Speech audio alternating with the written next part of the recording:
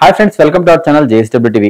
దక్షిణాది సినిమాల్లో ఒక వెలిగిన అందాల తారల్లో సంఘవి కూడా ఒకరు. కేవలం తెలుగులోనే కాదు, తమిళ కన్నడలోనూ సినిమాలు చేశారు ఆమె. తన 15 ఏళ్ల సినిమా కెరీర్ లో సుమారు 80కి పైగా సినిమాల్లో నటించి మెప్పించింది ముద్దుగుమ్మ. 1993లో కొక్కరొక్క అనే తెలుగు సినిమాతో తెలుగు ఇండస్ట్రీలోకి అడుగుపెట్టింది సంఘవి. ఆ తర్వాత తాజ్ మహల్, ఊరికి మనగాడు, తాత మనవడు, నాయుడు గారి కుటుంబం, సరదా బుల్లోడు, అబ్బాయి గారి పెళ్లి, సూర్యవంశం, సమరసింహారెడ్డి, సింధూరం, సీతారామరాజు, పిల్ల నచ్చింది, చిరంజీవి వంటి సూపర్ హిట్ సినిమాలతో తెలుగు ఆడియన్స్ కు ఫేవరెట్ హీరోయిన్ గా మారిపోయింది.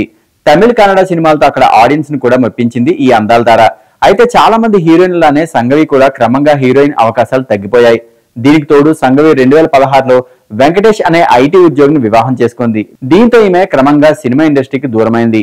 2019లో కొలంజీ అనే తమిళ సినిమాలో చివరిసారిగా నటించింది సంఘవి. ఆ మధ్యన జబర్దస్త్ తో పాటు పలు టీవీ షోల్లోనూ కనిపించింది.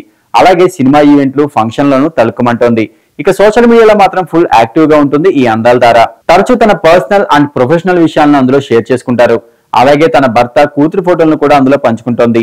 వీటిని చూసిన సినీ అభిమానులు, నెటిజన్లు వావ్ క్యూట్ అంటూ కామెంట్స్ పెడుతున్నారు.